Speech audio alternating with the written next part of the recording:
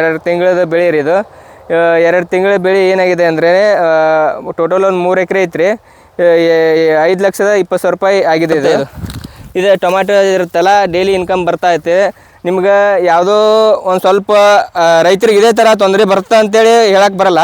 ಇದೊಂದು ಸ್ವಲ್ಪ ಮಿಶ್ರ ಬೆಳೆ ಮಾಡ್ಕೊಂಡ್ರೆ ಎಲ್ಲ ಥರ ಅಮೌಂಟ್ ಕಂಟಿನ್ಯೂ ಬರ್ತಾ ಐತೆ.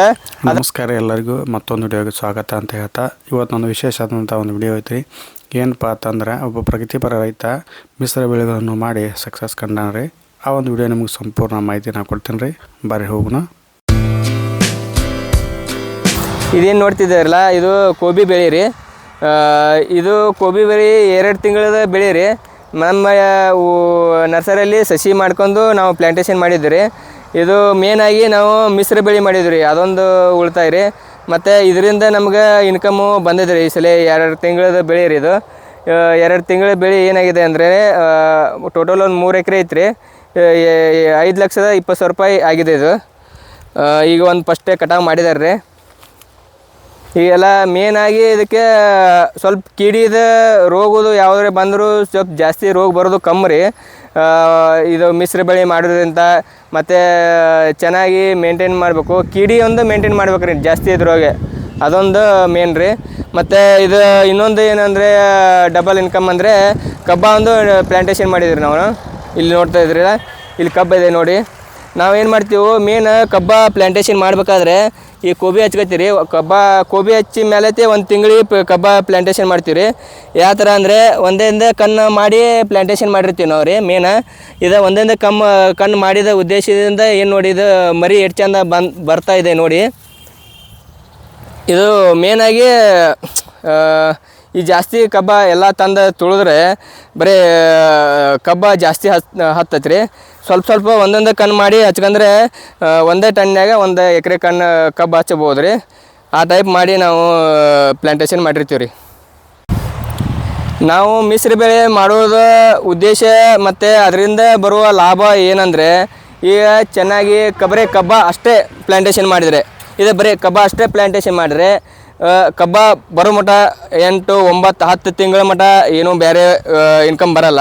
ಅದೇ ಉದ್ದೇಶ ಮೇನ್ ಅಂದರೆ, ನಿಮಗೆ ಇದು ಕೋಬಿ ಮಾಡ್ಕೊಂಡ್ರೆ 2 ತಿಂಗಳಿಗೆ ಕಟಾವು ಆಗುತ್ತೆ. ಇದು 2 ತಿಂಗಳಿಗೆ ಕಟಾವು ಆದರೆ ನಿಮ್ಗೆ ಇನ್ಕಮ್ ಬರುತ್ತೆ 2 ತಿಂಗಳದು. ಆಮೇಲೆ ಈ ಥರ ಒಂದು ಸ್ವಲ್ಪ ಟೊಮ್ಯಾಟೊ ಹಚ್ಕೊಂಡ್ರೆ ಅದು ಡೈಲಿ ಇನ್ಕಮ್ ಬರುತ್ತೆ. ಇದು ಟೊಮ್ಯಾಟೊ ಇರುತ್ತಲ್ಲ, ಡೈಲಿ ಇನ್ಕಮ್ ಬರ್ತಾ ಐತೆ. ನಿಮ್ಗೆ ಯಾವುದೋ ಒಂದು ಸ್ವಲ್ಪ ರೈತರಿಗೆ ಇದೇ ಥರ ತೊಂದರೆ ಬರುತ್ತೆ ಅಂತೇಳಿ ಹೇಳಕ್ಕೆ ಬರಲ್ಲ. ಇದೊಂದು ಸ್ವಲ್ಪ ಮಿಶ್ರ ಬೆಳೆ ಮಾಡ್ಕೊಂಡ್ರೆ ಎಲ್ಲ ಥರ ಅಮೌಂಟ್ ಕಂಟಿನ್ಯೂ ಬರ್ತಾ ಐತೆ. ಅದ್ರ ಸಂಬಂಧ ಸ್ವಲ್ಪ ಮಿಶ್ರ ಬೆಳೆ ಮಾಡ್ಕೋ ಉದ್ದೇಶ ಇದೇ ಮೇನ್ ರೀ. ಕಬ್ಬ ಹಚ್ಕೊಂಡು ಕೊಟ್ಟರೆ ಬರೀ ಒಟ್ಟು ಕಬ್ಬ 7-12 ತಿಂಗಳ ಮಟ್ಟ ಸುಮ್ಮನೆ ಕುಂಡಿರ್ಬೇಕಾಗತ್ತೆ ರೀ. ಇದು ಸ್ವಲ್ಪ ಮಿಶ್ರ ಬೆಳೆ ಮಾಡ್ಕೊಂಡ್ರೆ ಡೈಲಿ ಇನ್ಕಮ್ ಬರೋ ಹಂಗೆ ಬರ್ತಾ ಇರುತ್ತೆ. ಆಮೇಲೆ ಈ ಕಬ್ಬಿನ ಇನ್ಕಮ್ಮು ಉಳಿತದೆ ಜಾಸ್ತಿ. ಇದ್ರಾಗೆಲ್ಲ ಖರ್ಚು ಹೋಗುತ್ತೆ ರೀ. ಕಬ್ಬಿನ ಇನ್ಕಮ್ಮು ನೇರವಾಗಿ ಉಳಿತ್ರೆ ರೈತರಿಗೆ ಅನುಕೂಲ ಆಗುತ್ತೆ ರೀ ಜಾಸ್ತಿ. ಈಗ ಬೇರೆ ಬೆಳೆ ಮಾಡ್ಬೇಕಾದ್ರೆ ಇದ್ರಂಗೆ ಕಲ್ಲಂಗಡಿ ಒಂದು ಇರುತ್ತೆ ರೀ, ಅದು 2 ತಿಂಗಳು ಬರೋದು ಬೆಳೆ. ಇದು ಸ್ವಲ್ಪ ಅದಕ್ಕೆ ಮೇಂಟೆನೆನ್ಸ್ ಜಾಸ್ತಿ ಇದೆ ರೀ. ಏನಂದರೆ ಮಲ್ಚಿಂಗ್ ಪೇಪರ್ ಹಾಕಬೇಕು, ಆಮೇಲೆ ಬೆಡ್ ಪ್ರಿಪ್ರೇಷನ್ ಜಾಸ್ತಿ ಮಾಡಬೇಕು, ಆಮೇಲೆ ಅದ್ರೊಳಗಿಂದ ನ್ಯೂಟ್ರಿಯೆಂಟ್ಸ್ ಭಾಳ ಬಿಡಬೇಕು. ಅದರ ಕಾರಣ ಇದೊಂದು ಸ್ವಲ್ಪ ಅದಕ್ಕಿಂತನೂ ಬೆಡ್ ಮಾಡೋದಿಲ್ಲ, ಮಲ್ಚಿಂಗ್ ಪೇಪರ್ ಮಾಡೋದಿಲ್ಲ, ಇನ್ಕಮ್ ಚೆನ್ನಾಗಿ ಬರುತ್ತೆ. ಮತ್ತು ಇದರಿಂದ ಸ್ವಲ್ಪ ಭೂಮಿನೂ ಫಲವತ್ತತೆ ಹೆಚ್ಚಾಗುತ್ತೆ ರೀ. ಯಾವ ಥರ ಕಾರಣ ಏನಂದರೆ, ಇದು ಎಲೆ ಇರುತ್ತಲ್ಲ, ಈಗ ನಾವು ಈಗ ಕಟಾವು ಮಾಡ್ತೀವಿ ಕೋಬಿ ಗಡ್ಡೆ ಕಟಾವು ಮಾಡಿಂದ ಬರೀ ಇಲ್ಲೇ ರೂಟ್ರು ಹೊಡೆದು ಬಿಟ್ರೆ ಭೂಮಿಯೂ ಫಲವತ್ತತೆ ಜಾಸ್ತಿ ಆಗುತ್ತೆ ರೀ. ಇದರಿಂದನೂ ಇದೇ ಥರ ಮಾಡ್ಕೊಂಡ್ರೆ ರೈತರಿಗೆ ಸ್ವಲ್ಪ ಅನುಕೂಲ ಆಗುತ್ತೆ ರೀ. ಎಲ್ಲ ಥರ ಬೆಳೆ ಮಾಡ್ಕೋಬೇಕು ರೀ. ಒಂದೇ ಥರ ಬೆಳೆ ಹೊಟ್ಟೆ ಕಬ್ಬ ಇಂಥವು ದೊಡ್ಡ ಬೆಳೆ ಮಾಡಿದ್ರೂ ಒಂದೇ ಇನ್ಕಮ್ ಒಮ್ಮೆ ಬರ್ತಾರೆ. ಇದು ಸ್ವಲ್ಪ ಸಣ್ಣ ಇವು ಟೊಮ್ಯಾಟೊ, ಕೋಬಿ, ಕಲ್ಲಂಗಡಿ ಮತ್ತು ಅರಸಿನ, ಕಬ್ಬ ಎಲ್ಲ ಥರ ಒಂದೇ ಜಾಸ್ತಿ ಹೊಲ ಇದ್ದವರು ಎಲ್ಲ ಥರ ಒಂದು ಸ್ವಲ್ಪ ಮಾಡ್ಕೋದ್ರು. ಕಮ್ಮಿ ಇದ್ದವ್ರು ಹೊಲ ಅದನ್ನೇ ಪ್ಲಾಂಟೇಷನ್ ಮಾಡಿ 2-3 ಹಿಂಗೆ 10 ಗುಂಟೆ 20 ಗುಂಟೆ ಸ್ವಲ್ಪ ಬೇರೆ ಥರ ಅದ್ರೊಳಗೆ ಮಾಡ್ಕೊಂಡ್ರೆ ಚೆನ್ನಾಗಿ ಬರ್ತಾರೆ ಎಲ್ಲ ಥರ. ಈ ಬೆಳೆ ಮಾಡೋದ್ರಿಂದ ನೀವಾಗಿ ಹೋಗಿ ಮಾರ್ಕೆಟಿಂಗ್ ಮಾಡ್ಬೇಕಂತೇನು ಜಾಸ್ತಿ ಏನಿಲ್ಲ ರೀ. ಏನಾಗುತ್ತೆ, ಇದರಿಂದ ತಗೊಂಡೋಗಿ ಡೀಲರ್ಗಳು ಜಾಸ್ತಿ ಇದ್ದಾರೆ ರೀ. ನೀವು ಬರೀ ಬೆಳೆಸೋದಷ್ಟೇ ನಿಮ್ಮ ಕೆಲಸ ಜಾಸ್ತಿ. ಬೆಳೆಸಿಂದ ಆಮೇಲೆ ನೀವು ಹೋಗಿ ಮಾರ್ಕೆಟ್ನಾಗ ಹೋಗಿ ಕೂತು ಒಂದೊಂದು ಕಾಯಿ ಮಾರ್ಬೇಕಂತೇನೆ ಜಾಸ್ತಿ ಏನಿಲ್ಲ ಇದರಿಂದ. ನೀವೇನು ಮಾಡಬೇಕು, ಅವರು ಬರ್ತಾರೆ ಡೀಲರ್ಗಳು ಇಲ್ಲೇ ಬಂದು ಅವರೇ ತಾವಾಗೆ ಕಟಾವು ಮಾಡ್ಕೊಂಡು ತಾವಾಗೆ ಎಲ್ಲ ಅವರ ಚೀಲ ತುಂಬ್ಕೊಂಡು ಅವರೇ ಏರ್ಕೊಂಡು ಹೋಗ್ತಾರೆ. ಇದ್ರೇನಪ್ಪ ಇಲ್ಲ ಒಂದೊಂದು ಕಾಯಿ ಯಾವಾಗ ಮಾರೋದು ಜಾಸ್ತಿ ತ್ರಾಸಾಗುತ್ತೆ ಅಂತೇನಿಲ್ಲ, ರೈತರಿಗೆ ಅನುಕೂಲ ಐತಿರಿ ಇದು ಜಾಸ್ತಿ ಜನ ಬಂದು ಅವರು ಡೀಲರ್ಗಳು ಜಾಸ್ತಿ ಇದಾರೆ ರೀ. ಇದಕ್ಕೆ ಅವರು ತಾವಾಗೆ ಬಂದು ಕಟಾವು ಮಾಡ್ಕೊಂಡು ಹೋಗ್ತಾರೆ ರೀ. ರೇಟ್ ಇದ್ರೆ ಅಂತೂ ಏನೂ ತೊಂದರೆನೇ ಇಲ್ಲ ರೀ. ರೇಟ್ ಇಲ್ಲ ಅಂದರೆ ಸ್ವಲ್ಪ ತೊಂದರೆ ಆಗುತ್ತೆ ರೀ. ಏನು ಯಾವ ಥರ ಅಂದರೆ ನಾವೇ ಹೋಗಿ ಮಾರಬೇಕಾಗತ್ತೆ ಖುದ್ದಾಗೆ. ರೇಟ್ ಇದ್ರೆ ಅಂತೂ ಡೀಲರ್ಗಳಂತೂ ಜಾಸ್ತಿ ಇದಾರೆ ರೀ. ಅದು ಸ್ವಲ್ಪ ಯೋಚನೆ ಮಾಡ್ಬೇಕಾಗತ್ತೆ ರೀ. ರೇಟ್ ಇದ್ದಾಗಂತೂ ಮೊನ್ನೆ ಯಾರೋ ಡೀಲರ್ಗೆ ಫೋನ್ ಹಚ್ಚು ಅಂತೇಳಿ ನಮಗೆ ಫೋನ್ ಹಚ್ಚಿರು ಏನು ಅದೇ ಅಲ್ರಿ. ನೀವೇನು ಮಾಡಬೇಕು, ಮೇನ್ ರೇಟ್ ಯಾವ ಟೈಮ್ದಾಗ ಇರುತ್ತೆ ಸ್ವಲ್ಪ ನೋಡ್ಕೊಂಡು ಮಾಡ್ಬೇಕು ರೀ. ಎಲ್ಲರೂ ಮಾಡತ್ತಾರೆ ರೈತರು ಅಂದರೆ ಸ್ವಲ್ಪ ನೀವು ಅಂತ ಸರಿಬೇಕು. ಆ ಟೈಪ್ ಮಾಡ್ಕೊಂಡು ಸ್ವಲ್ಪ ಎಲ್ಲರೂ ಮಾಡುವಾಗ ಮಾಡೋಂಗಿಲ್ಲ.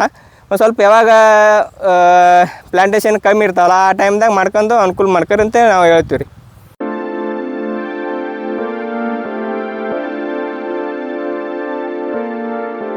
ಒಂದಿಷ್ಟು ಜನ ಯುವಕರು ಇರ್ತಾರೆ ರೀ ರೈತರು. ಅವ್ರೇನು ಮಾಡ್ತಾರೆ, ನಾವು ಇಲ್ಲಪ್ಪ ವ್ಯವಸಾಯ ಮಾಡ್ತೀವಿ, ನಮ್ಗೆ ಕರೆಕ್ಟಾಗಿ ಇನ್ಕಮ್ ಬರವಲ್ದು ಅಂತೇಳಿ ಹಿಂಗೆಲ್ಲ ಅಂತಾರೆ ರೀ. ಅಂಥವ್ರು ನೀವು ಏನು ಹೇಳಕ್ಕೆ ಇಷ್ಟಪಡ್ತೀರಿ?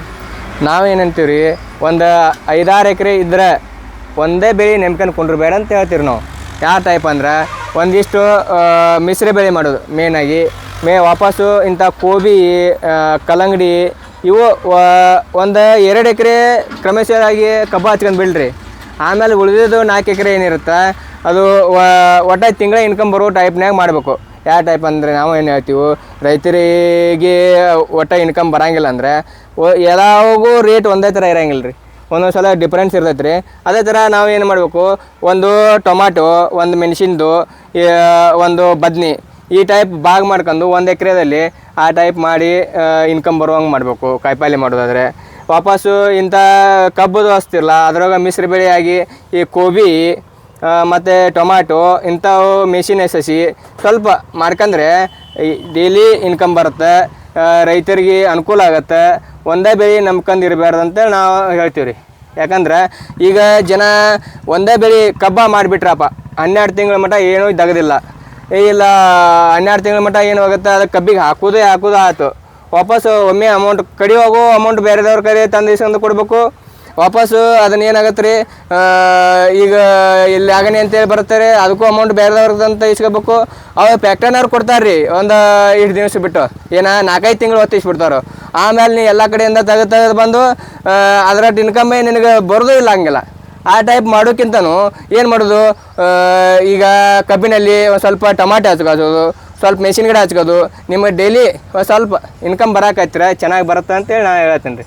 ಈ ಒಂದು ವಿಡಿಯೋ ನಿಮಗೆ ಇಷ್ಟ ಆಗೈತೆ ಅಂತೇಳಿ ಅನ್ಕೊತೀನಿ. ನನ್ನ ಚಾನಲ್ ಯಾರು ಹೊಸ ನೋಡ್ತೀರಿ ಅವರು ಲೈಕ್ ಮಾಡಿರಿ, ಶೇರ್ ಮಾಡಿರಿ, ಸಬ್ಸ್ಕ್ರೈಬ್ ಮಾಡಿರಿ. ಮತ್ತು ಮುಂದಿನ ನೋಡಿದಾಗ ಸಿಗೋಣ ಅಲ್ರಿ.